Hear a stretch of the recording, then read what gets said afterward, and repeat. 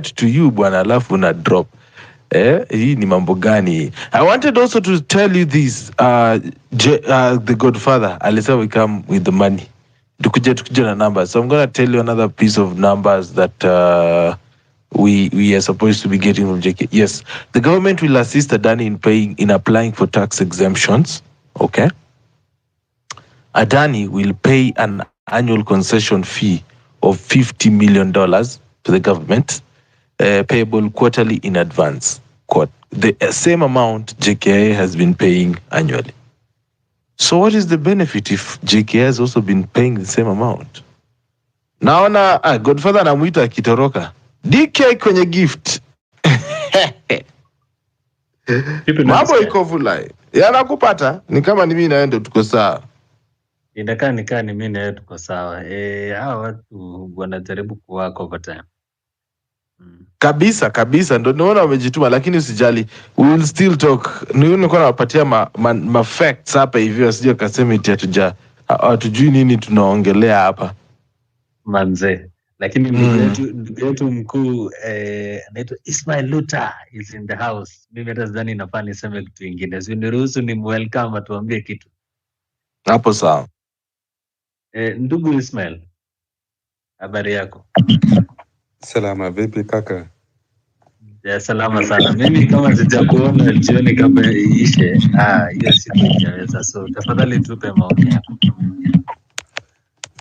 Jambo la kwanza, mimi namshukuru Karima kwa kutuweka hai. Watu wengi wametamani kuwa hai siku ya leo, lakini kama unavyoelewa nchi yetu kuna majanga. Kuna mtu ameuliza ni shule ngapi zimechomeka kufikia sasa. Kufikia sasa shule zingine 2 zimeteketea. Lakini jambo lingine, sasa kuna mashaka na majanga mengi katika nchi. Sasa ukiamka uko hai, unashukuru. Kwa ufupi, lengo la hii mwaka ni tumalize mwaka tukiwa hai. Serikali situmeze wala kutua wala kutuangamiza. Lakini jambo lingine, upande wa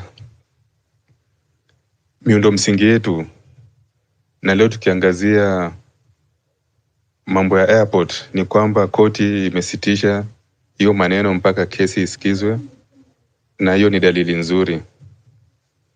Lakini pia jambo lingine, hii nchi pia tukilalamika na kumwomba Maulana atusaidie, atupatie uongozi mzuri, lazima sisi tujirudie na tujiulize, ilikuwa kuaje mtu kama Ruto akawa rais? Katika nchi zingine mtu kama Ruto atakuwa katika jela akihudumikia miaka kadhaa kama si kifungo cha maisha. Ilikuwa kuaje mpaka mtu kama huyu akajipata kwamba ni rais? Ina maana kwamba na si dikteta, aliingia katika njia ya kidemokrasia. Ina maana kwamba wananchi wenzangu, sisi lazima tujirudi na tujiulize priority zetu, matamanio yetu katika nchi hii ni yapi? Jambo lingine, mimi nashukuru kwamba tumefika katika sehemu hii. Maana miaka 5 iliyopita tulikuwa katika mashaka, lakini ni kama kwamba ile kiti haikuwa moto. Tangu mtu amke aanze kulalamika ni kwamba ile kiti aliyokalia imekuwa ni moto, haizi vumilia tena. Sasa mimi nashukuru kwamba tumefika katika level hizi ambazo kiti kimekuwa ni moto zaidi, na sasa imebidi tumeamka, tujiongelele, tujitetee. Na hii inamaanisha kwamba tukiangalia katika siku za mustakbal, tuna mustakbal mzuri, kwa maana mwananchi ameshagutuka, mama mboga ameshagutuka, bodaboda ameshagutuka, kwamba ile mambo ambayo alikuwa ameahidiwa yote imekuwa ni mambo ghushi, na akili zake sasa zinafunguka. Sasa pia kiupande fulani ukiangalia kwamba wana Kenya sasa wanaongea mambo ya msingi, mambo ya airport yao na vipi wataiokoa, ni jambo nzuri. Miaka 10 tu kuwa na maongezi kama haya, ilikuwa ni maongezi ya nani amemoa nani, mwanamuziki mgani ametaliki mgani, ndio mambo ambayo yalikuwa yanashughulisha vijana. Lakini leo hivi vijana ikiongozwa na MC Pipita na hapo DK Gift mnatuongoza kunakishi masala ibuka, masala muhimu. Ni jambo nzuri sana. Hili jambo mimi kibinafsi inanipatia matumaini kwamba tuna mustakbal nzuri, tuna mustakbal wa kutuheshimisha kama nchi. Bila kuongezea mambo mengi, na yeyuka huku nikiweweseka. Ismail, shukran kwako kwenye studio. Asante sana, asante sana. Hey, Ismail, lakini Ismail anafanyaga ni realize mwalimu wangu wa Kiswahili hako amenikosea, akaniambia mimi sijui Kiswahili. Huyu ndugu anafanyaga ni realize hiyo class nililala kabisa. Thank you very much Ismail. And once again, asanteni sana for everyone who's listening. I am sorry for dropping off earlier. I have some good stuff that is happening on my side here, and it seems that my enemies from the village do not want me to be set, but it shall be well. Wacha niende kwake. I see Oseo. Good evening, Oseo. How are you?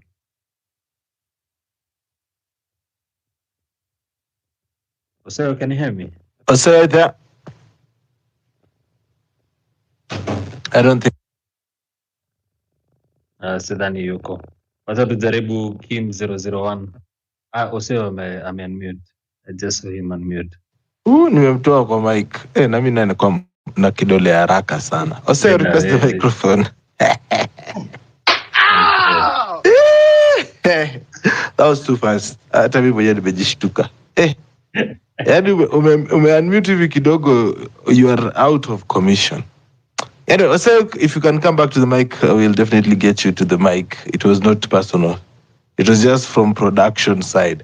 Anyway, let's go to Kim then. Kim, ilikuwa ni Kim next, ndio? Then David. Yes, Kim 001. Okay. Kim vipi? Hello, niaje? Salama sana. I'm really hoping I'm audible because I am having issues with my network. So you're very audible, please continue. Sorry? Tutakwambia. Please go on, you're very audible. In case we lose you, we'll let you know. Sawa. First of all, nituomboleze wale watoto from Russia, that school, because really that is a different kind of evil. Mtu ambaye anaweza fikiria kuchoma watoto ambao wamelala, very innocent souls. We have no words, but we are also very, very annoyed on these politicians who went there for some cheap PR, some cheap political mileage. Akaenda kupeana maharagwe hapo na mchele to people who are grieving actually. I don't know how anybody could even sit down and even start to think of such an act as befitting for such a loss. But I'm beyond words. Also yesterday, there is this Ministry of Education, Higher Education also, dancing on the same graves of those kids, using them as a reason why they should be given 30 days to look at the new funding model. I don't know. I find these people immoral, a new kind of evil. I don't know what to say about such characters, but I hope we have fewer and fewer of those people. On this JKIA and Adani deal, I've listened carefully to a few speakers for quite some time, and there have been mixed sentiments, whereby we had one talking of we cannot run the airport well, and we need foreigners to help us in that arena. Also making it clear that it is not Adani who is in the bad, but the deal, the type of deal that he is offered is what is wrong, so it should just be revised, give us favorable terms, and then that should fix it. And then in the same breath, I also had another speaker speak of the character of Adani, that family unit, the family business Adani, the type of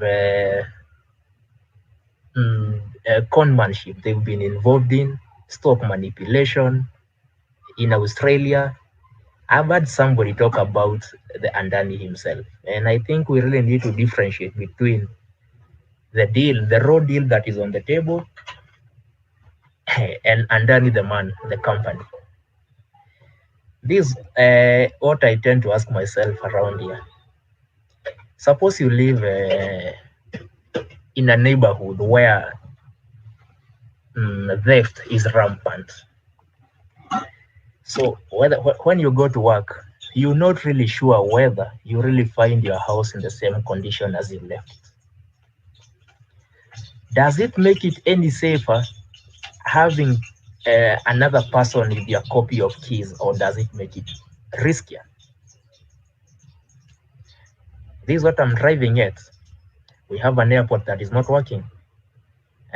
We have the KQ entity, not really the airport itself, but the KQ that is a loss-making entity because it's by design. Does it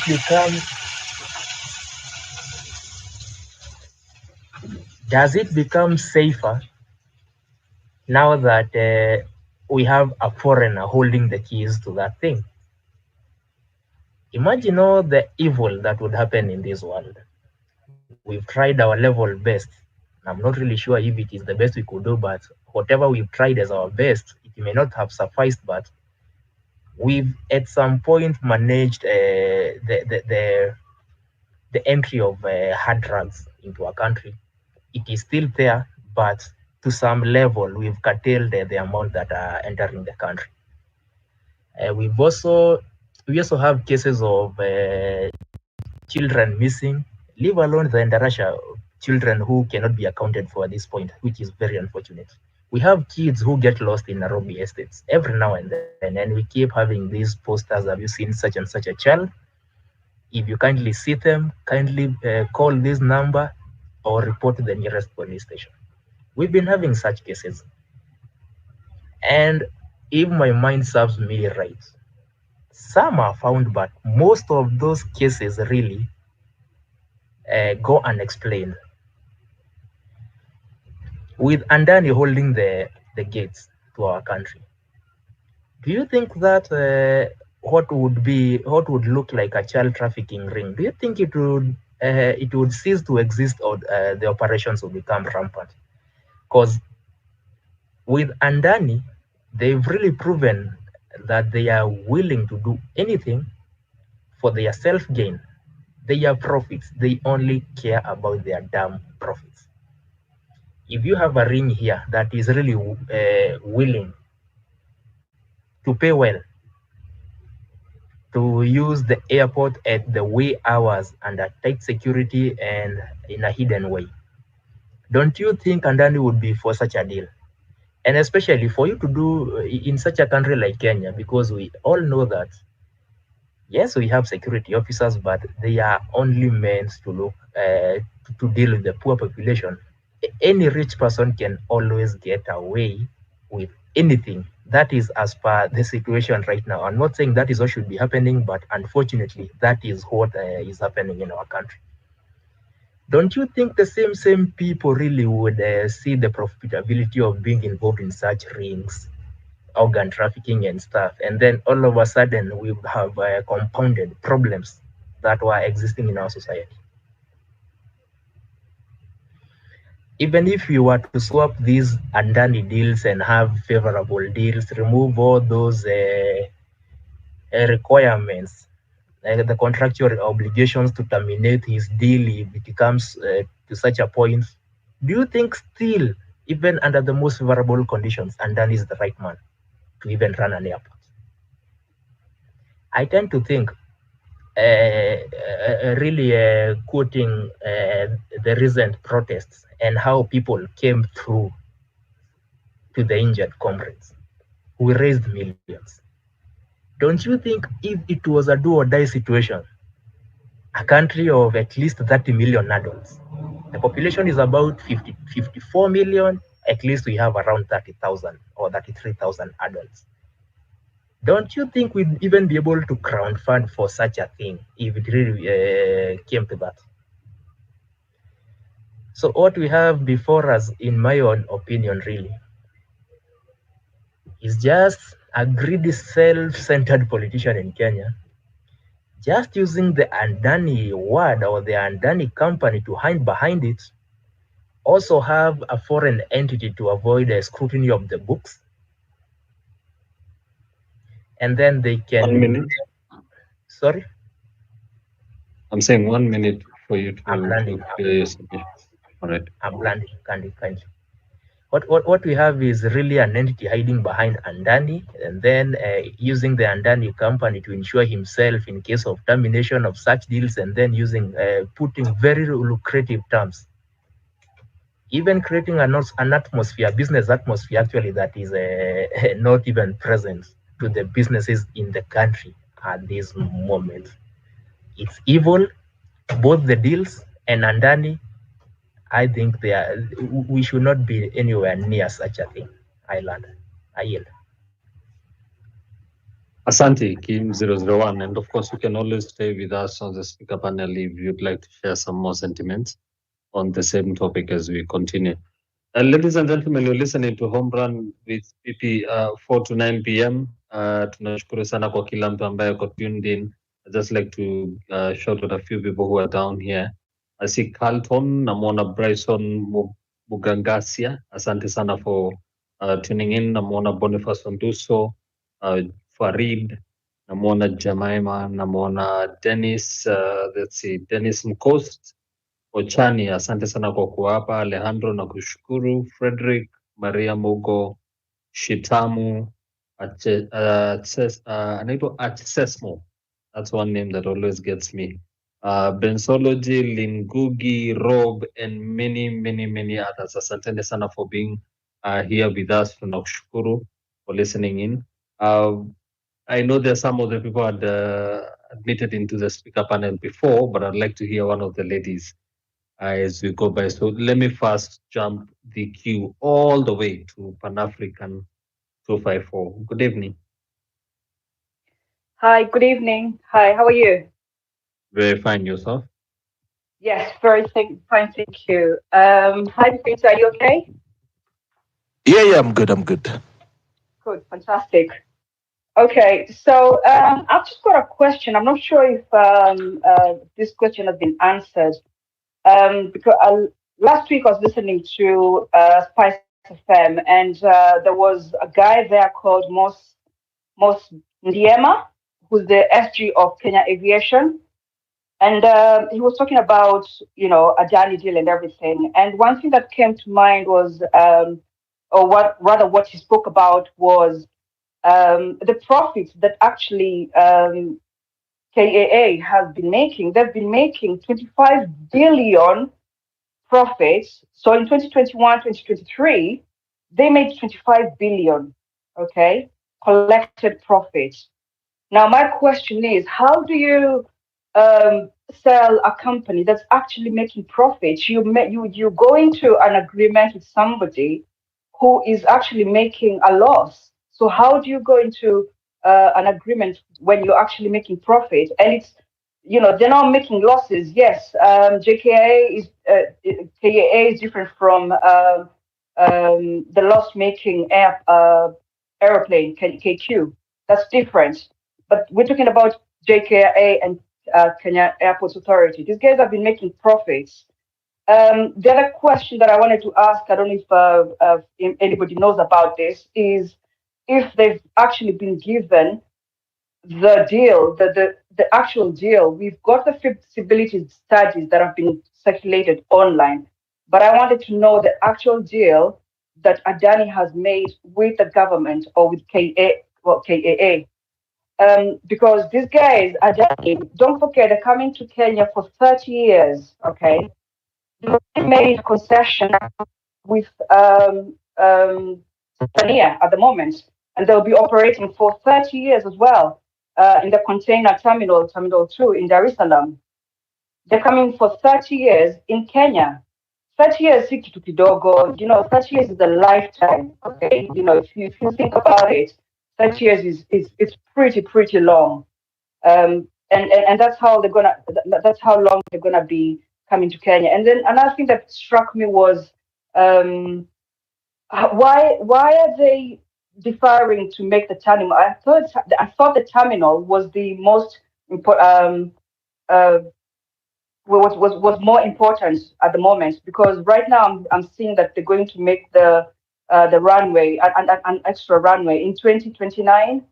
I mean, where's the priority here? The priority for them is to make hotels and restaurants. Is that really the priority? Anyway, Adani, we know that JKIA needs an upgrade. Fact, okay. But is Adani the right people to do this? Kibaki made there was an agreement that they had made. I can't remember which country it was, but there was a signed agreement for them to run a greenway runway or something like that. I can't remember quite well. Sorry about that. But there was something that was in the pipeline. Then came Uhuru and Ruto, and they threw it down the line. You know, things have been happening under the waters, and they just want to create mayhem so that they can actually, you know, be corrupt. You know, be corrupt and take, you know, steal money from Kenyans, and this is not right. So, you know, I don't know if those questions have been answered. I don't know if there's anybody who knows anything about that. I just wanted to know about that. Thanks a lot. Thank you. Asante sana, Pan-African. And anyone who'd like to pick up on some of those questions shared by her, please feel free to come onto the mic, or if you're on the speaker panel, feel free to raise your hand. We'll give you a chance to also respond to that. Bona David, good evening. Hey, evening DK, evening Pipita. Pleasure as always to join in these discussions tukijaribu kukomboa nchi. Now, I like the fact that you spoke earlier, and I believe Godfather also, about Tukainama facts. So we'll try and, disseminate some facts around here. Venye Pan-Africa amesema, we need an upgrade on JKIA. Some of us use that airport frequently, and it's seen better days. We all agree, I believe, we all agree, given that it's the gateway to Kenya by air, we need upgrade on that airport. But at what cost? I think that's the contention here. At what cost? Somebody's mentioning about security. There's drugs, there's human trafficking, and there's all sorts. However, we need to look at this in context. I personally do not believe that Adani is the best group to do this for various reasons. The scandals in Australia, the scandals in Mauritius, the scandals in Goa, the scandals in India itself. The Indian citizens, Indian company, but even in India, it's India themselves do not want anything to do with, with their deals. So that in itself, I mean, if somebody was making inquiries before they even engaged Adani, that in itself should have been a red flag. They should have already, searched this company up and known that, whatever we're going for here is probably not, for the good of our country, or at least for the good of the citizens of the country, if at all, they were to be selfless. Now, if we're looking at the cost that is being spent, as we are comparing, there's in the region, there's comparison. So we have the new Kigali airport, which is ongoing. I think it's a partnership with Qatar. Then we have Dar es Salaam, and then we have Bole Airport in Ethiopia. Now, Rwanda, with a lower passenger volume through the airport, I think at the moment they're talking of 600,000, and they're hoping with the new airport they'll be going to about 1.4 to 1.6 million. They are spending 700 million USD to build that airport. 700 million USD. That's context, Now, if we are to look at Bole Airport, so that's Bole Airport in Addis Ababa, they spent, that's completed, I think it was done by the Chinese, that was done at a cost of $5 billion with a passenger volume approximated of about 22 to 24 million passengers. In comparison, JKIA at the moment is handling about 11 million passengers. And now with the new Adani initiative, I don't know the exact figures, but given that they're talking of an additional runway in 2029. Ultimately, you're looking at, the Vision 2030 will probably be reaching 15 million when, for the better part of the last 40 years, JKIA has been the hub for Eastern Africa. And we're talking of, from Ethiopia going all the way to Zim. Zim had a choice. Some of them could use South Africa, but majority of them would come and, do their transit through Kenya. If we go to Dar es Salaam, the cost is 329 million USD. 329 million USD. Again, comparison. So if you're looking at what we are trying to give away, in terms of what we're going to pay Adani, being 247 billion USD, 247 billion shillings. And already we have a airport, already we have the infrastructure, already we have land, already we have the passenger volumes. We are being shortchanged. I mean, this is going to be another SGR project in the making. Forget about those other, collateral events that will happen, that will bring us down, from human trafficking, drug trafficking, with all innocence. Kibaki was the president and JKIA became a hub, and if somebody's saying that, we've managed to curtail that, actually we haven't. It's the FBI and Interpol that have actually helped a lot on that. The Kenya security team have done zero. If they had their way, it would probably be triple what Kibaki was doing at that time. So this is all credit to the US Embassy and the FBI. Not that I'm in support of them meddling, but we have to, give credit where it's due. The Kenyan Security Agency has done zero. So let us not even try and pride ourselves that our security has, helped to do this.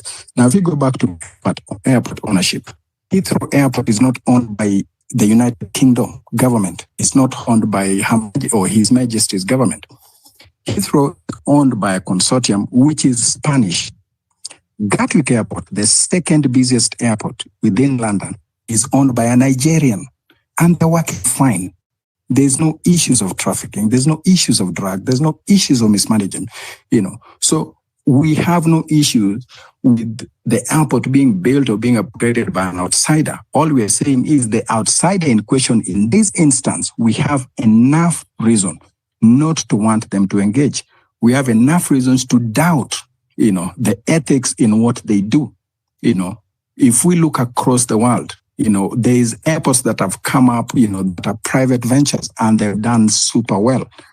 Somebody's mentioning Kenya Airways. I think we need to make a differentiation there. Kenya Airways is an airline. It's got nothing to do with the KAA. Kenya Airports Authority and Kenya Airways, those are two distinct, different government parastatals. I mean, Kenya Airways being, a private company that they're still kind of clutching onto their 23% of shares. But the success of the other should, in essence, spur the other one to come up. However, we've had loss-making after loss-making every year on Kenya Airways. But KAA in itself, with the infrastructure that it has that is aging, or at least it's already aged, are still really fighting, they're fighting well. They're fighting above even our neighbors, but we need to be very prudent in who we engage. There was a PP deal that was done. I think, again, that was under Kibaki towards Uhuru's time, and Kenya Airways was to take that up. But because Kenya Airways could not pay a bribe, they were not given this deal.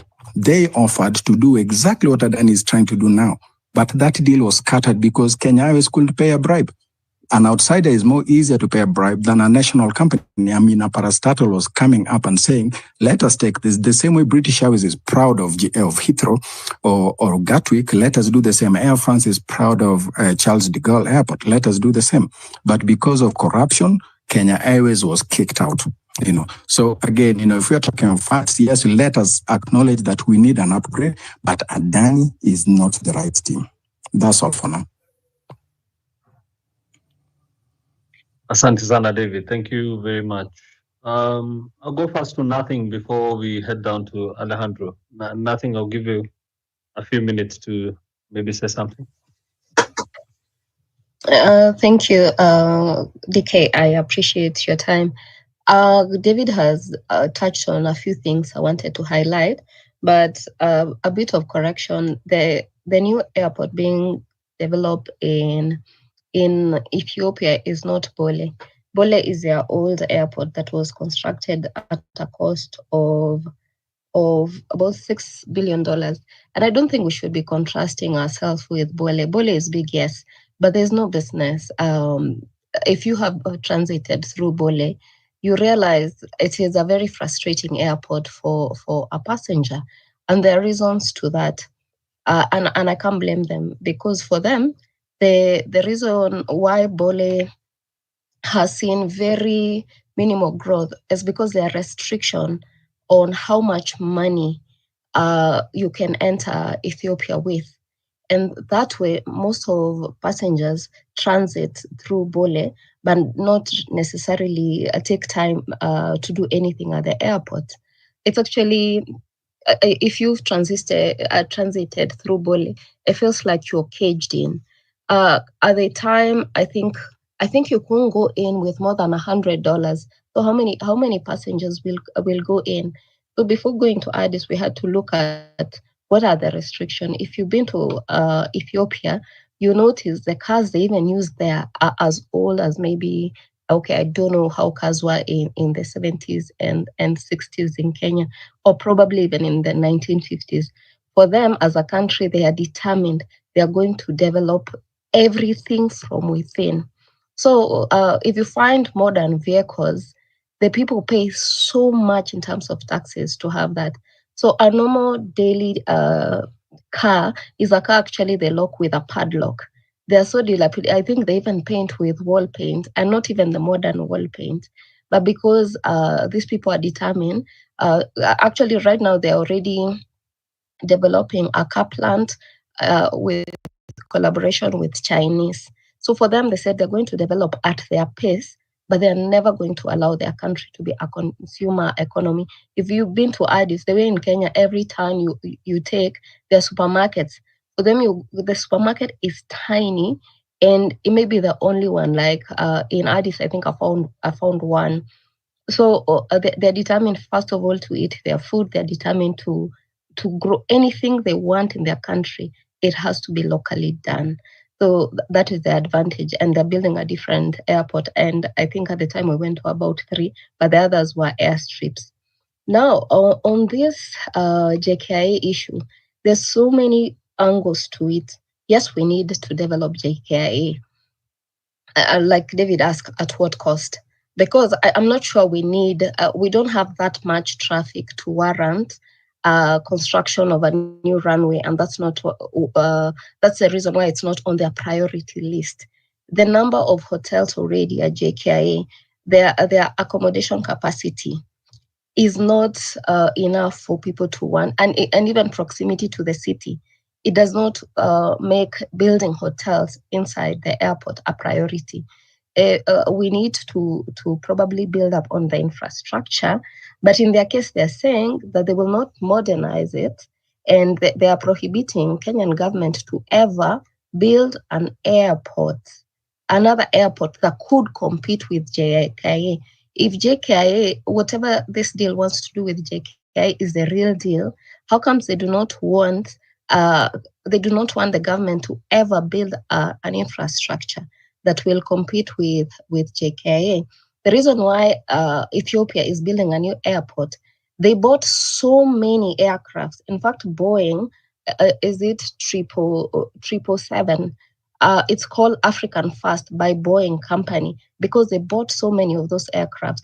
And that is, and also it's not, if you compare the cost to other airlines, it is much cheaper to fly ET, even to go to South Africa, as opposed to fly directly to OR Tambo through South African Airways.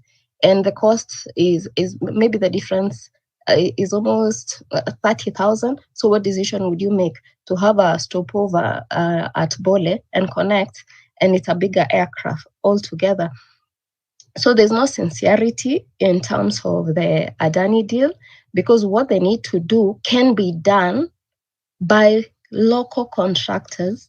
If you can look at the infrastructure already in the country, done by local contractors. Simply, they're telling us Kenya as a country has no capacity to develop itself.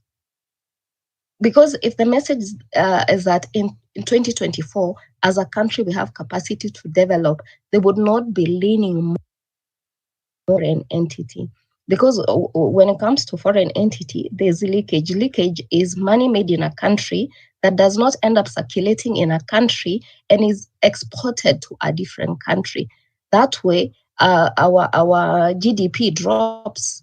So to protect the economic growth of the country, we have to shield JKIA from changing hands. Somebody said that, nothing can happen to JKIA if it's left in the hands of Kenya. No, there are rules, there are international rules regulating airports.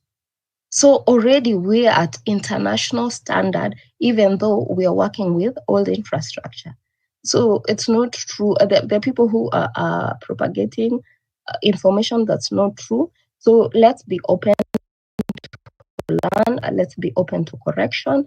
And at the bottom of it, the goal is to protect the airport for the good of the country, because border security starts with your entry point. Already, we don't have enough control on our borders. That's why we end up with attacks once in a while.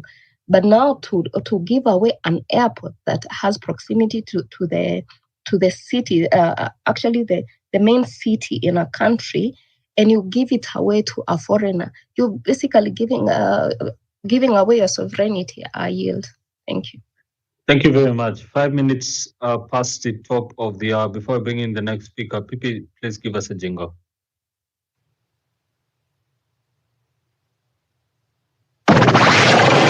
Social conversations, engaging topics on your phone anywhere. This is Home Run with Pipi.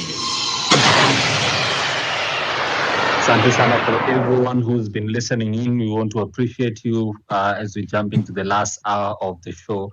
I'll be bringing in two more speakers that are here. Anthony, good evening. Before you go there, DK, I just wanted to say something. Ladies and gentlemen, you're listening to Home Run with Pipi. It comes to you each and every weekday from 4 p.m. all the way to 9 p.m. East African time. And today I want you to support me in a very simple way, in two ways. Our show comes to you every day without fail. Kutoka saa 10 mpaka saa 3. We make sure that we are live, me and DK and the team as well, to make sure that you have something to talk about. So today, last week, we launched our YouTube channel, HRWP, Home Run with PP.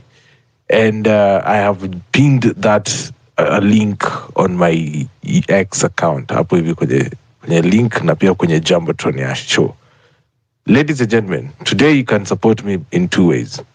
You can support me by paying the internet in the studio by the tip jar 0721948229, or you can simply do the easiest, which is the cheapest, by just clicking on that link of our YouTube channel and hitting the subscribe button.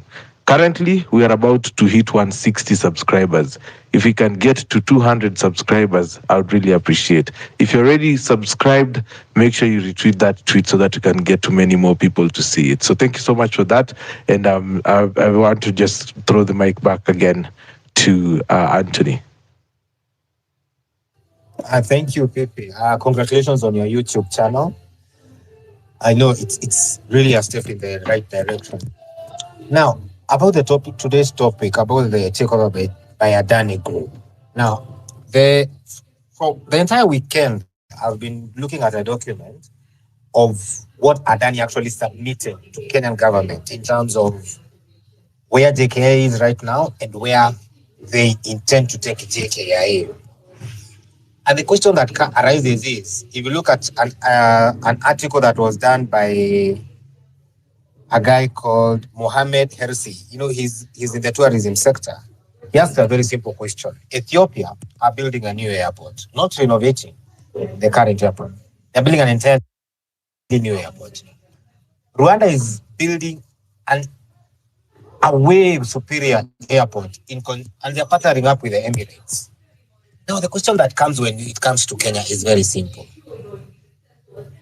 why didn't we ask Adani to build a new airport? Not renovate the existing one. We say we can renovate this, but build a new one so that after 30 years, because during that span of that year, Kenya cannot build or renovate in airport. So why didn't we say build a new airport and we give him the grounds to do that? So that after 30 years, we have two major airports. That will make us competitive now. That is what Ethiopia has done. Ethiopia said to their strategic investor, we want you to build a new airport. Don't, the old one, we shall refurbish it, we shall do everything to it, build a new airport. Now, the money they will receive from that deal is what they will use to do any renovations they will need to do on their old airport. So after that, the period they have agreed, Ethiopia will have two major airports. You see, what the argument is in this entire case, that Ethiopia and Rwanda are catching up very quickly. Don't forget, Rwanda is the size of Nairobi. Yet they are building an airport that scares Kenyans. So why did we say we want to be ahead or at par with Ethiopia? Because if Ethiopia have negotiated for a new airport, then we should have done the same. Now, if you open that deal up, Kenyans are only looking at Adani, but they are not seeing that there's going to be money coming in for insurance. So someone is going to insure JKIA afresh. The taxi services you see at JKIA, all those will be redone afresh. Forex will be done afresh. New tendering for duty-free shops will be done afresh. So there's potential. A few Kenyans will make an astonishing amount of money. And that's why Kenyans are saying, in a very simple way, that there's a lot of secrecy in this deal. And if it was open, if it was done in an open manner, I can assure you guys, all this acrimony you hear about Adani would not be there. In fact, if we say it, okay, Adani build a new airport, we shall stick with JKIA. Then Adani will give Kenyans the plans they have. You get, tunaona hii airport tunajengewa itakaa hivi. When you talk about a modern airport, it will look like this. So no one knows how the new airport will, the renovations will look like. No one understands the inner workings of the structure in terms of how many employees in JKIA will be retained. If they are to be fired, what is the criteria? Is Adani going to come in with people from India because he can say, to run the airport in an optimum way, I will need employees who have experience. So I can only bring in the staff I have to train your staff. So that's a scenario Kenyans are looking at. But the good thing is, there was a time I hosted a space at 8. It's called Point Blank with Tony Gashoka. It's on Wednesdays. And one of the things we agreed on that space was we do a legal document, which will be submitted to the Senate. And Richard Onyonka has tweeted actually that he received the document. Now, this week we were supposed to go to court, but I see LSK and Kenya Human Rights have already gone to court and they have gotten some orders to stop that. Now, what we can do is attach our memorandum to that same order. And people, what I've learned in these last 2 weeks is that sometimes you can fight a system from inside using law. And if you fight it with facts, you come and lay out hard facts. You say due diligence was not followed, and this is how we can prove due diligence was not followed. That the system itself can check itself, or we can delay the process. I don't want to diverge much because I hear when a matter is in court, there's something called jurisprudence or something. But I'm happy that I think this week we might attach our memorandum to theirs, and we see whether we can stop this or renegotiate the deal. Because I do know for a fact that Kenya cannot bail out of that deal. I think the Kenyan government imendandani sana, but they can renegotiate it out of public interest and get a much better deal. Asante, Anthony. Thank you very much. Psychosins, good evening.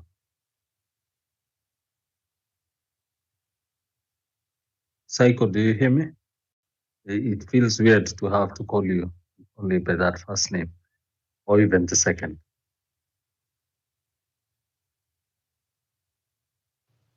if you have been around him, then you know very well his timeline is just exactly that.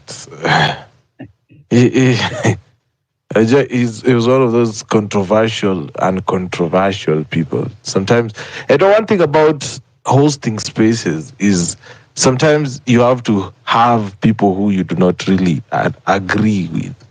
You get, and you just have to sit there and listen to them. Not necessarily that you're going to change about anything, but yeah, I guess that is something that you need to know. Yeah. Thank you for saying that. As a newbie on spaces, I'm beginning to start to learn that because I've been across different spaces and I find myself having to speak to people that I am completely having a different opinion with, almost getting emotional to it. But then I remember it's the whole point of hosting space. You need to be open to hearing both an opinion that you're with and an opinion that you're against. It's the biggest principle that you can learn on this area. I see he left, Segosin's left, but please feel free to request a mic one more time. Come back and talk to us. In the meantime, I will go to I am Thomas. Good evening. I'm Thomas. Can you hear me? That is at Moringa. Moringa is unmuted, but I can't hear him. Moringa, are you there? Looks like you're about to take him a bit to the distance. Yes? I think I had him for a second. Yeah, that is why I almost, my finger was on the remove. Yeah? Peter, can you hear Anthony, Thomas, can you hear me? Yes, I can hear you. Talk to me. Awesome. Thank you so much for this space. Actually, it has come up to the right time. But just I'll just take maybe a minute or two. I think we've been talking about the whole Adani thing for the last, 2 months, 3 months. And for me, I feel like we are still giving these guys a very much ample time to actually reorganize, organize, and do all that thing, or do their own stuff. I feel like we should just go back to the street. I think our strength is on the street right now because most of those changes which took place in the last 3 months is because people took to the streets and demanded those things from the street. So if we reorganize ourselves right now, because right now we're saying that, okay, Kenya Human Rights Commission and LSK, they've gone to court, they'll be given all that stuff. But the way this government actually behaves, it's behaving in a way that they're actually pushing away the third arm of the government, that's the judiciary. You see, Masengeli has been given almost like 4 more times to actually appear in court. But what has he done? Yeah? Another court, seriously. So I think our power is actually coming together and go and occupy that JKIA. That's the only thing. That's the only thing it has to our.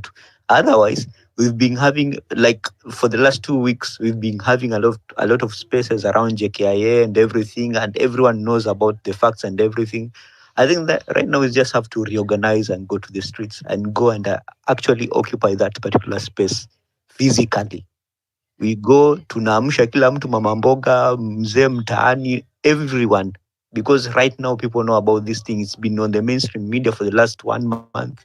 So people know about the Adani deal. They know it's a shoddy deal. They know that this thing won't even work, because what's going to happen? Probably cases of racism will start arising at that particular airport. Not racism against even Kenyans alone, but racism against even other countries. How will that portray to our hospitality as a country? So these are the things which we have to talk about. These are things which you have to address, and I think it's time. We should just stop talking and just start acting. Yeah, the lawyers, LSK has acted on their side. I think the Senate is ready to actually take over some of the petitions. But I think generally as Kenyans, I think we should just take a day or two and occupy that airport completely. No one comes in, no one goes out completely. And I think at that particular point things will change because we occupied the parliament. Things changed. So what will you futwa? Yeah, yeah. We've occupied Nairobi CBD. Things changed at the end of the day. So the government has a way to actually delay some of these things if we go to the court and say that we're having conversation, we're having dialogue, we have a sitting. The only thing is we mobilize communities, we mobilize young people, we mobilize Gen Z and Millennium and Gen Zote. Yeah, we just occupy that airport until those guys are out of that particular space. Because right now I see the opportunity whereby if the KIA staff can actually they're actually demonstrating on their own. Why don't we support them? Yeah, why don't we just join them in just one day to amke tunasema now we are joining you guys. Almost maybe 100,000 people are joining KA staff. Yeah, things won't be the same again. People won't be talking about, because that's what happened in Australia. That's what happened in is it Bangladesh or Pakistan? That's what happened. People went to the street. What happened in Australia? Yeah. So I think right now we should start strategizing on how we can occupy JKIA completely. We shut down everything. If we shut down everything, then watashuka, then people reconsider about the whole deal. People actually maybe take away Adani out of Kenya. So thank you. That's my input. But sorry to interrupt. What were you saying about Australia in regards to what you were saying?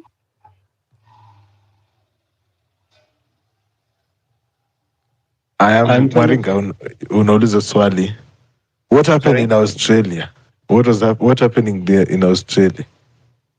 Oh, the dude just said something about it referring to Australia. So I was like, oh, what happened in Australia? I live in Australia. I was just wondering what he was talking about.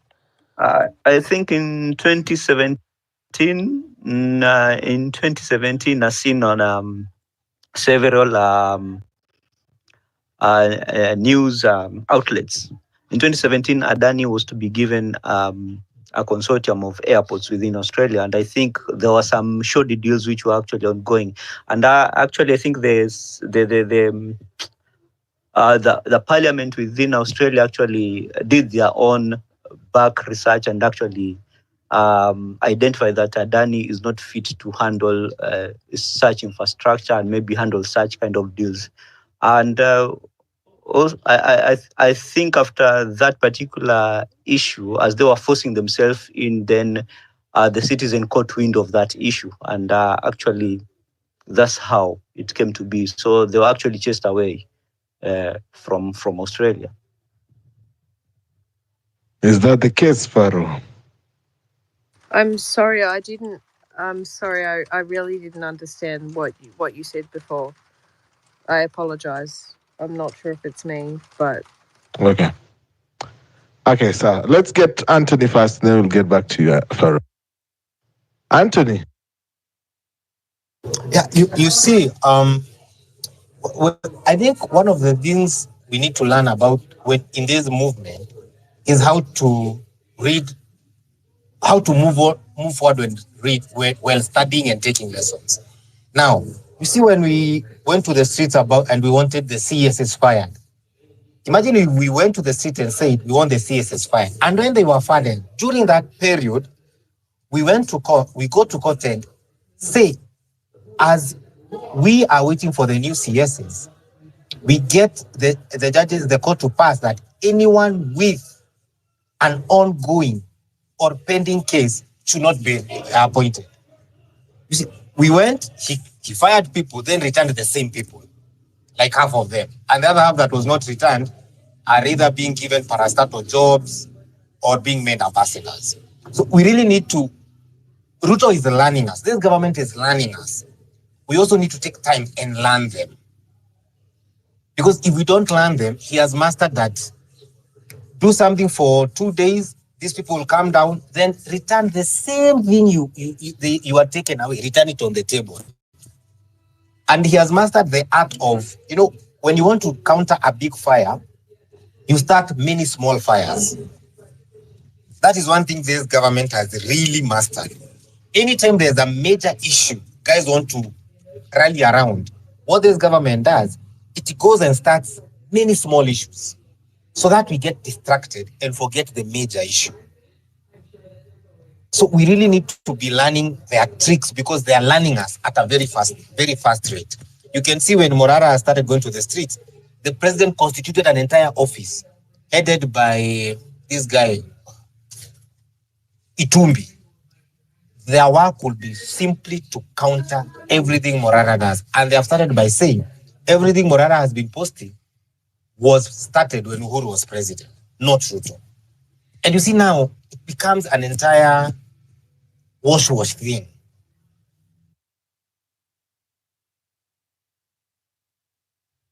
Okay.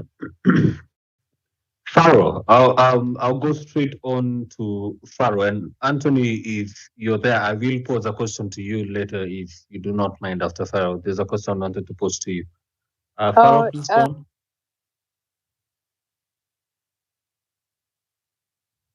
Oh, I think we just Kama amepotea bahati mbaya. I don't know what happened there.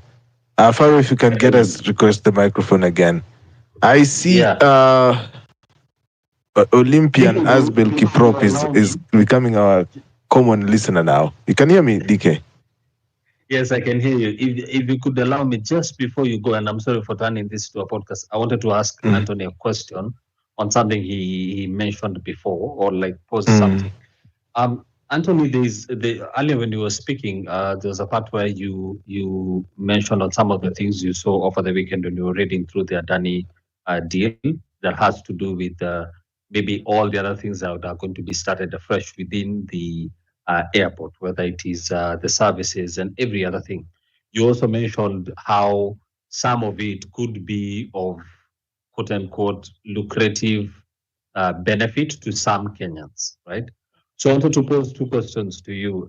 If you could answer them maybe in a minute so we go to the rest. The first one is, in your own understanding, hypothetically speaking, do you believe that if there was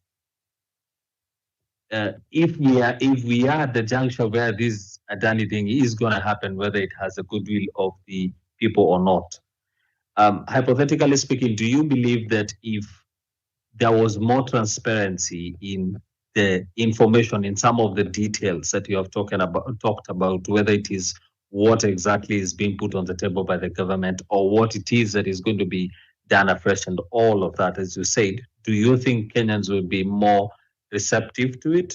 That is the first question. And the second, do you also believe that the leaving out of some of that information, for example, there would be new tenders that would be given to different people for the different services that would be in the airport? Do you think that some of that is also being held off so it can be more benefit to particular persons in the political scene who are involved in one way or the other, either getting the tenders themselves or getting the tenders and the deals to people that they know? You've asked two very good questions. If the deal was transparent from the onset, I do agree Kenyans would have been receptive because they would have felt involved. You know, and that's the reason Kenyans are saying, if we look at the numbers, if we look at the amount you're talking about, other countries are getting a totally new airport. Now, for the same number, as we are getting a renovation, okay? So if Kenyans felt involved and there was transparency, the discussion would have been broader. Don't forget, this is a PIP, meaning Adani brought the proposal to us and we simply agreed to it. We did not ask you, but our neighbor Ethiopia, for almost the same amount, is building an entire new airport. Rwanda, the Nairobi County collects more money than Rwanda. And Rwanda, for a slightly small amount, are building an even more modern airport. Why can't we get a better deal? So I think if there was more transparency, very true, would have gotten a way better deal because Kenyans would have said what they want. To your second question, you asked, are there people who are going to make money? Yes. You see, airports are like a microeconomy. There's forex trade in there. So in that, if you read through the document, Adani gets the right to decide the exchange rate inside the airport. So anyone coming in with your dollars, most foreigners don't go out to Isili like we do or go to the bank. No. They change their dollars inside the airport, their pounds, their yens, everything inside the airport. So Adani will be benefiting from Forex. Adani will be benefiting from airport transfers. He has 30 acres to build hotels, meaning the hotels you see near JKIA will be out of business because he's going to build almost an entire mini town inside the 30 acres, where if you are late, then Adani will take you to his hotel and you sleep there. Previously, it used to be if you're late, the hotels around the airport would benefit, or if there's a consolation, because the hotels would take you to the hotels, the airline would take you to the hotels and they would pay. So Adani is saying, in case there's a consolation, I also get to benefit because he's going to build an entire town in there. So are there people going to make money with this deal, Kenyans? Yes. Let's start by saying, for any company to be registered in Kenya, they must be a local shareholder. That's a Kenyan who we do not know who is. And we shall never know because the LLC is registered in Abu Dhabi. Now, there's going to be a renegotiation of all deals inside JKIA, from the hotels to the taxi business, cargo handling, just all the businesses that go in there, from the coffee chains, everything you see there, it will be renegotiated afresh. Before, you couldn't come in. In fact, if anyone has ever tried to take a taxi inside the airport, they will tell you you can't. That deal was locked the day JKIA was built. So with Adani coming in, all those deals now become open again. And obviously, it's people in the political class who will be benefiting the most in all of this. And that's the reason it's so secretive. Because the more you open it up, the more you give Kenyans a chance to participate in tendering and bidding for those slots.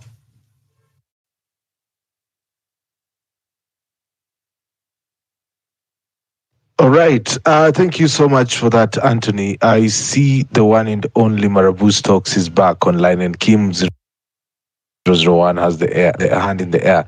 Faro, what did you want to say before the mic dropped?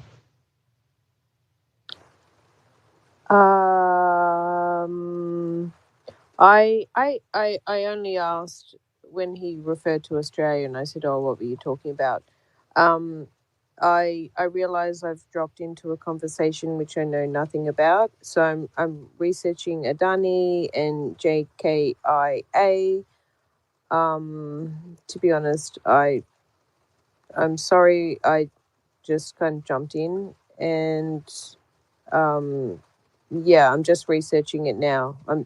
I think it sounds like there's a bunch of political shit going on right now in your country, and I'm not quite sure. It sounds like, well, Adani was someone, I don't know, the word Adani, there was Adani was someone who did a lot of mining and shit over in Australia and kind of fucked up a lot of shit. No, my question before was the guy referred to Australia, and I said, "Oh, what was that?" That was all. So sorry if I interrupted. All right. Thank you, Faro. No, it's okay. It's okay. You know, home run in Pipi is worldwide. So that is what sometimes we bump into people who don't understand what is going on. But that is how we educate the world on our plight as well. Yeah. I see Kim 001 is in the building. Kim, you wanted to say something? Yeah, sure. I think I wanted actually to direct a question to Anthony about us running to the courts after the protest and whatever is looked like a dissolution of the cabinet. If I remember well, the exact words our president used to dismiss that cabinet was not dismiss, it was actually suspend. Don't you think our kangaroo courts around here would argue around that word just to justify why some were fit to come back to office? Because according to the law, if you are dismissed from cabinet, you are really ineligible to hold any public office.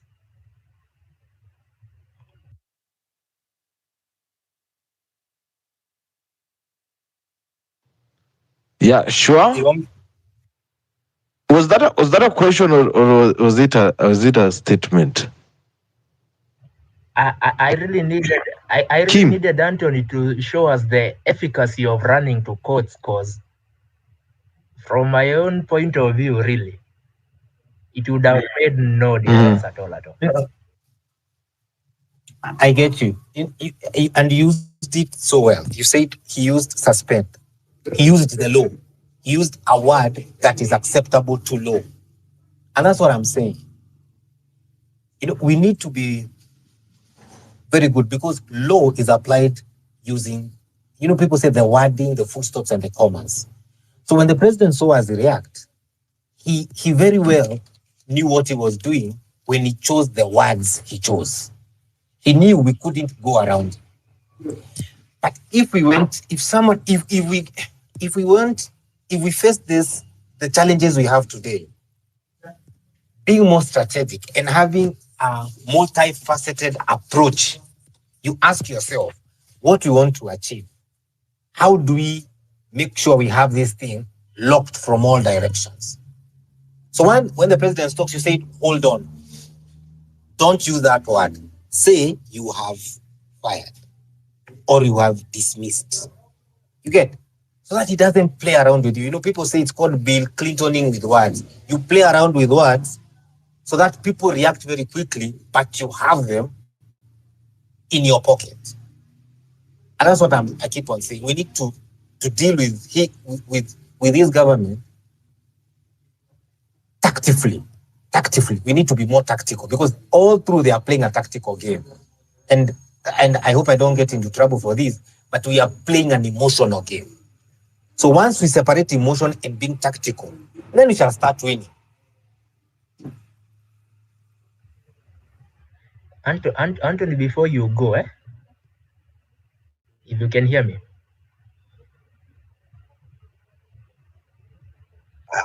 I hear you. Yeah, in the comment section of the home run, I did attach a very small snip of an article that I found online. I was really trying to put numbers to statements so that we can try justify what is this Adani is getting a 240 million deal, billion, 247 actually, billion shillings deal to do at our airports. I was actually trying to look at the very, very major components. It's not the whole thing, but just a small part of it. If you can see, if you can try think of what would constitute a new runway, maybe you'd get a new terminal, a runway, maybe an extra lounge here and there, and maybe extend the existing buildings. Just look at the numbers given there for buildings. Also check at the value of the most expensive terminal we have, that is the terminal 1A. Do you think that 247 really is going to renovate buildings of such value? Kim, like I said, maybe you didn't hear me. I said for the cost Adani is talking about, we should be having a new airport, not renovating runways and extending things. Should build a totally new airport. New hotels, new runways, new berths, new cargos, new. That is what Rwanda is doing. Rwanda is getting a new airport, not renovating. Ethiopia is getting a new airport, not renovating. So even to me, the craziest part is, Anto, the craziest part here is, eti kwa hii ni kama sasa ni kama tumeolewa. Unajua, when you take a woman is when you tell her, I don't want you to have a man during this period, or as a lady you're there, you're telling your man, I don't want you to have any other woman during this period. That is what they're telling us. They want to build the airport. Actually, they're building taxiways. Alafu ndo waende waweke place. So meaning wanataka tu hizo ndege ziwe zinaenda karibu na hoteli zao. Alafu sasa watu wakuwa wanaenda kwa hoteli zao. And of course, they have a subsidiary in Kenya. Meaning we cannot even benefit directly. So yeah, I get you. Back to you, Anthony, and then I'll go to Diamond DK who has just joined us. This is Home Run, ladies and gentlemen. Sure, PP. What you're saying makes a lot of sense. I've taken time to break down the numbers, which I'll talk about on the space. Kenya, Adani is going to make in those 30 years. Adani is going to have a total return on investment. Kenya is not even going to smell $1 billion. Adani is going to. It's a bad deal, no matter how you look at it. It's just a bad deal. And we don't need to be economists to know that. If you look at the numbers, it's just a bad deal. Kuna hiyo article nitashare, but let me hear first from Diamonds. Diamonds, how are you doing? It's been a minute, bro. Titi, I'm well. Yeah, it's been a minute. I hope you can hear me. Nakusikia vizuri sana, tuendelee. There is no deal that makes me sick like this one. Like, I feel sick. When I come to Twitter these days, I look at what's happening around this Adani deal, and I basically feel sick. I feel sick because, first of all, we have a government that will not listen to us. I don't know how we'll stop it. It's almost impossible. That's the problem. That's the first big problem. Going to the streets is easy to say it on Twitter, but the thing is, how easy is it to actually mobilize people to go to the streets? University students today were mobilizing to go to the streets. Did they go to the streets? They didn't. KA staff have been trying to do some protests. It's never been anything major. They just do something for 20 minutes, take photos, and then that's the end of that. Your parliament and every other person is quiet. Yes, there is a court order, but how many court orders have they ignored? As we speak today, how many court orders is this government ignoring? So it makes me sick to know that this is a done deal. There is little or no chance that Kenyans will stop this deal. It's a very bad deal. In fact, let me tell you, there is actually no proof that Adani will spend that money in this country. There's really no one is asking them to deposit that money somewhere. We're giving them out of goodwill, hoping that they will spend 250 billion in Kenya. If they decide not to spend, as long as we've already given them the airport. So we're giving them our airport. In fact, they're saying by 1st of November, they'll have taken over everything. So in the deal, the first thing is to give out the airport, not even to renovate. I've never seen such a bad deal. I don't know if the people who negotiate what they were negotiating, because how do you start by giving out the airport? Giving out operations, giving out everything. We are handing over the airport to the Adani even before they start anything. If these guys decide not to spend a coin, the thing is, it's the Kenyan government that will pay them. There's so many clauses. There are so many clauses that they are saying, oh, if we don't collect revenue for 7 days, we'll be paid by the government. If they don't operate, I don't know for how many days because of say mandamano or something like natural calamities or whatever. As long as the Adani is not operational for 7 days in a year, 7 days in a year, we have to pay them. 7 days in a year is basically just 2-3 days of calamity and 2-3 days of I don't know what. It's such a bad deal. For $2 billion, as Anthony is saying, we deserve a new airport. Not even for the very least. Why are they not doing a runway? Not a single runway. Nothing. Hawa se wanakuja tu kupaka rangi ndio tuwape airport. Kupaka rangi, kuleta viti mpya, and to do some maybe counters, 1 or 2, 3 new counters. What is the difference between that and I saw some renovation in Machakos County where they were renovating a dispensary that is not even being used, and they put in, I think, 3 new iron sheets for 4 new iron sheets for 4 million shillings. It's the same thing. Like, these guys are coming here. We are literally handing over our airport to the Adani with Mazi. What have they given us? Nothing. They've only given us a commitment to spend 250 billion there. Even if they don't spend that amount, we can't prove it, and we can't force them to spend that amount of money. It's not like they're depositing the money in central bank for us to know. They are not. They're saying we give them the airport, then from there they will spend 250 billion over 30 years. In fact, the spending of the money is not the thing that's been said is we will give them for 30 years. The 250 billion, no one is telling them when they can spend it. They can take the airport tomorrow and start spending that money 15 years later. It is such a bad deal that I don't know why we have to auction our country. We have to auction the only entry point to this country. It is the only entry point. Unless you go through the port. There is no other way. If you're coming from, say, the US, unless ushuke Uganda ukuja na matatu. It is the only entry point to this country. It should be the last thing for any president, especially a president that has only a 5-year term.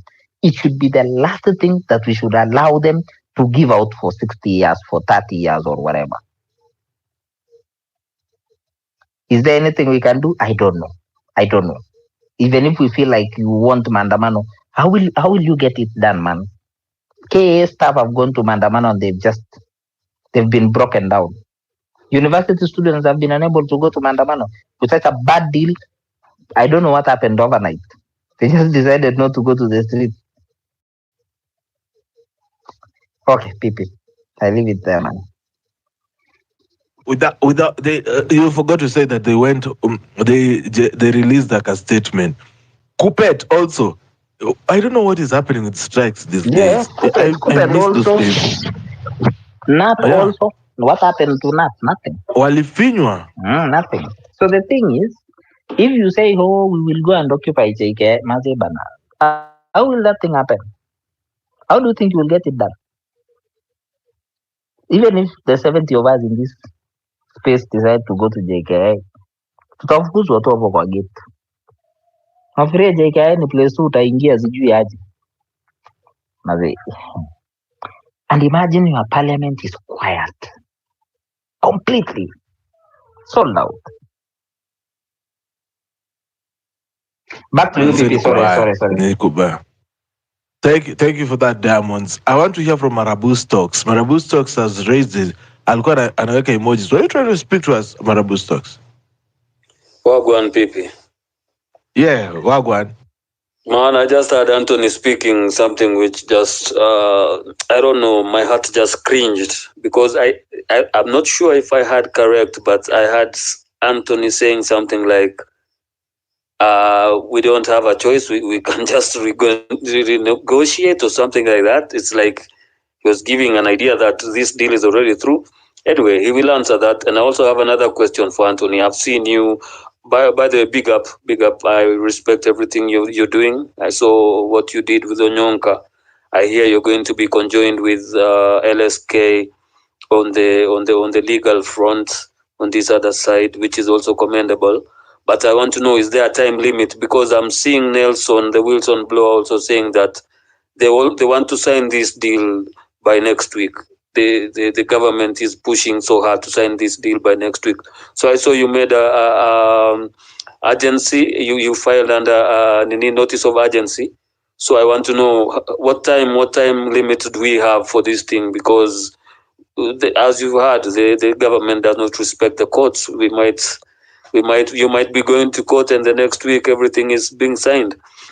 For Australia, I think it was Fo was asking. Australia, Adani wanted to, he was mining coal in Australia, and what he wanted to do, he wanted to commit the biggest crime of the century by using his trawlers to pass through the Great Barrier Reef. The Great Barrier Reef is one of the most protected habitats in the oceans today.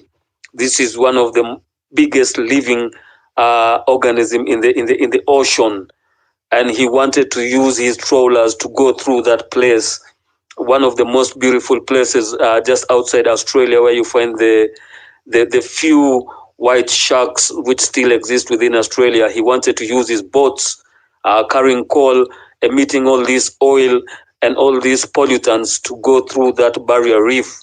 Apart from that, in Australia, he had also over-exaggerated the value of his stock, claiming that his company was worth more than it was. And that was what made him step down from being number 3 in the world richest man to number 4. Australia made Adani move from number 3 to number 4. I think Kenya is going to make him move out of top 10 if he continues doing what he's doing. So, Anthony, that is the question which made me come here. You said that we just have to renegotiate. And you know, when you say renegotiate, it means that a deal is already done. Do you have any information that this deal is already through? Thank you very much for the time. And, you know, this deal is as complex as the deal we signed with Italy a couple of years ago about a dam. It was the same approach. You know, Italy came and said, they are going to do a dam for us. Somewhere in the Rift Valley, I think it was Italy dam. And when the president then, Uhuru, said he was not going to do it, he was told it's okay, but you're still going to pay for it. So when it comes to this Adani deal, I'm still going through that documentation. I feel from where we are, if we can get to a place where we say the public was not involved, so you either renegotiate this deal with him, but to be very honest,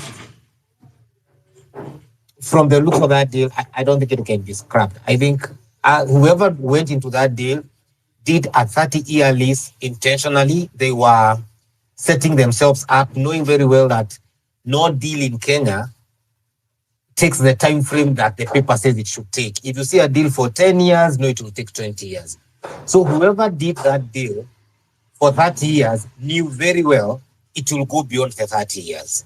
Meaning what they were doing, they were building themselves a cash cow, a gravy train that they will eat perpetually. I don't think you guys are noticing. But all major institutions in this country are undergoing a major reset. It's like Kenya is getting independence afresh. So the guys who made money or who made deals when we were getting independence, they locked healthcare, they locked infrastructure. If you can remember, there was a company, Israel company, that has been in Kenya from prior independence. They locked the airport, they locked the ports.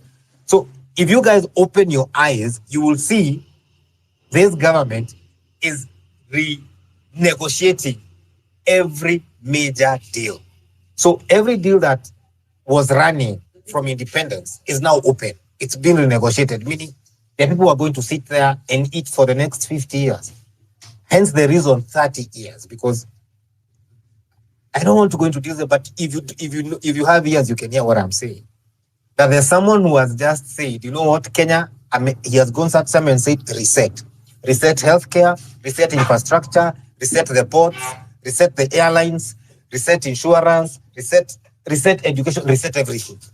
So it's like Kenya is being born again, and a few people are going to lock this country in contracts for the next 50 years. Sorry to say.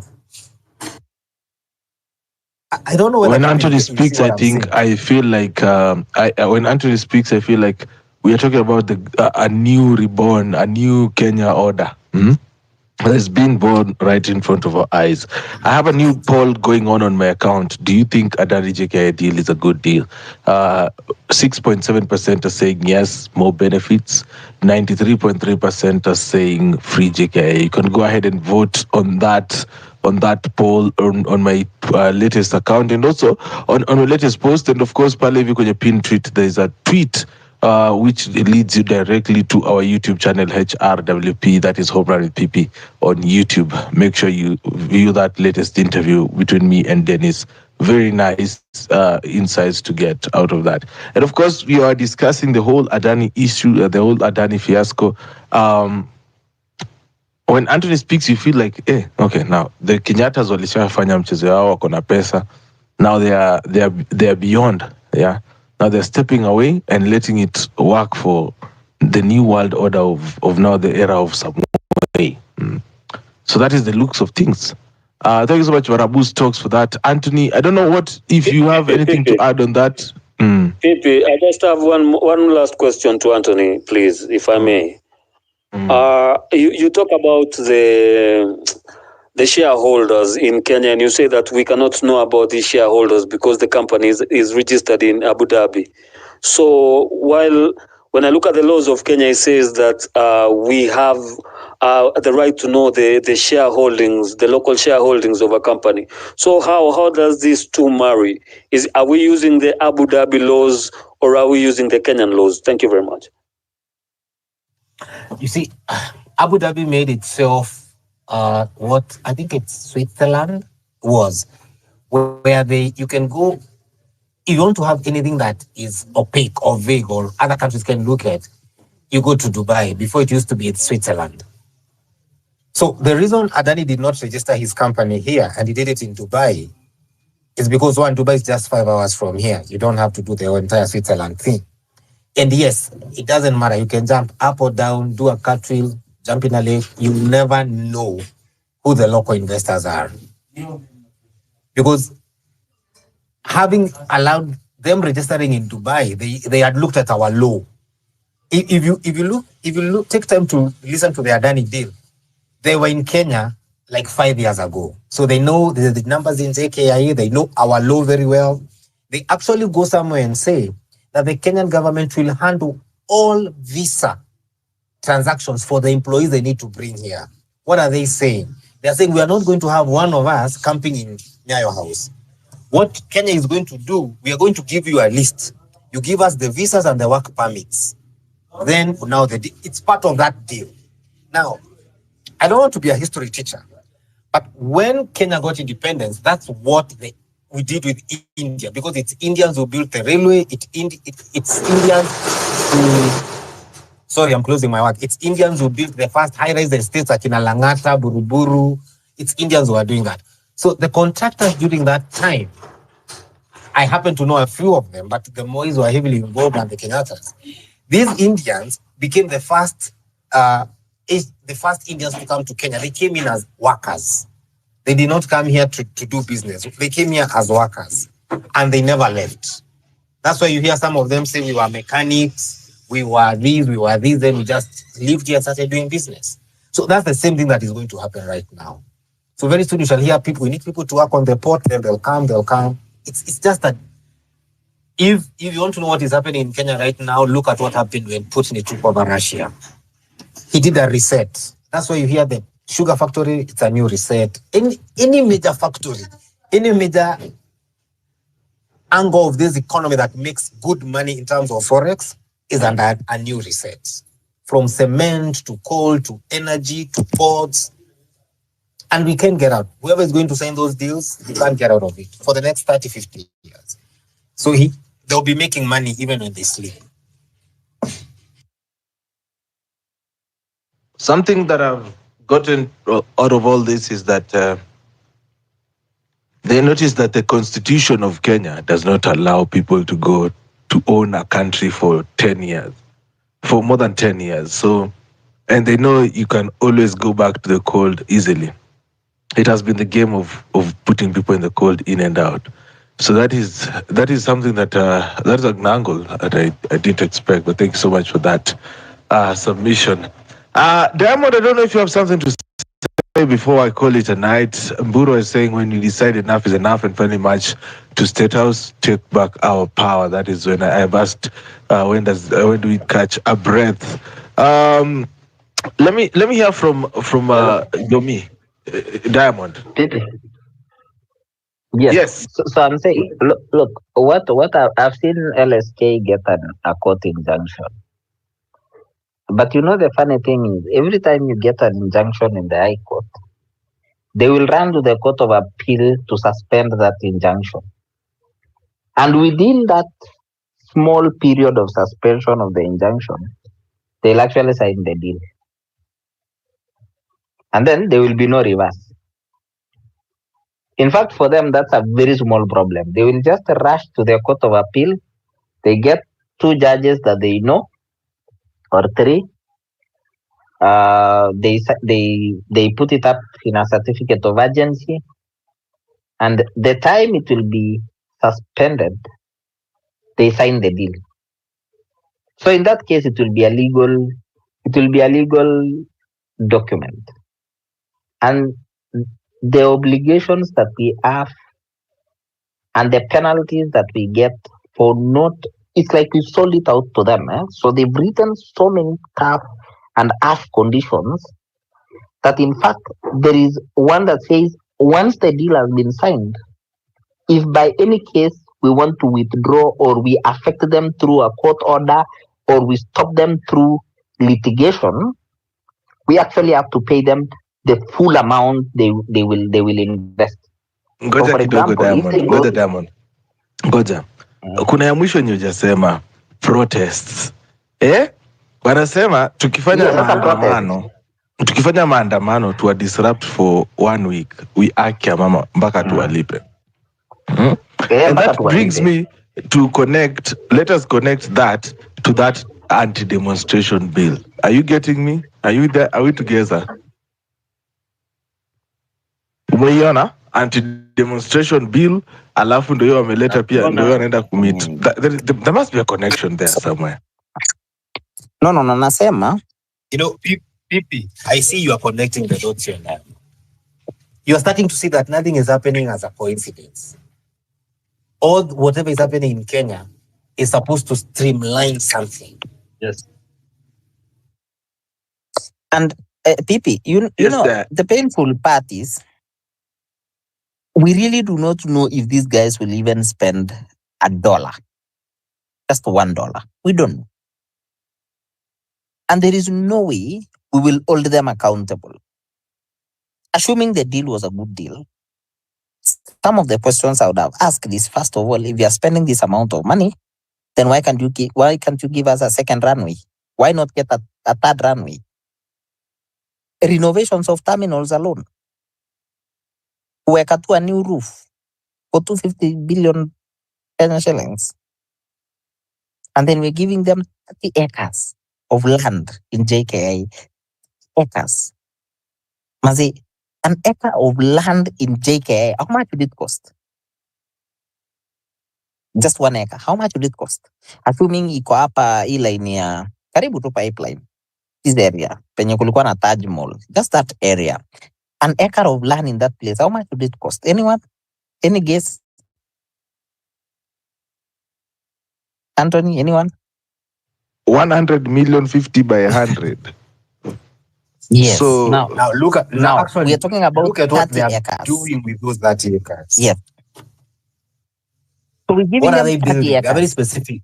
It is basically They're building hotels. yes, and they're very specific. They are going to build not only hotels, they're actually building a business center. It will have supermarkets, it will have whatever. They're building a mini city. So the 250 billion that they are saying they will spend here, they will actually spend their money building their own hotels, not renovating our airport. Madi, that's such a bad deal. I don't know, man. Diamond. Yes. Diamond.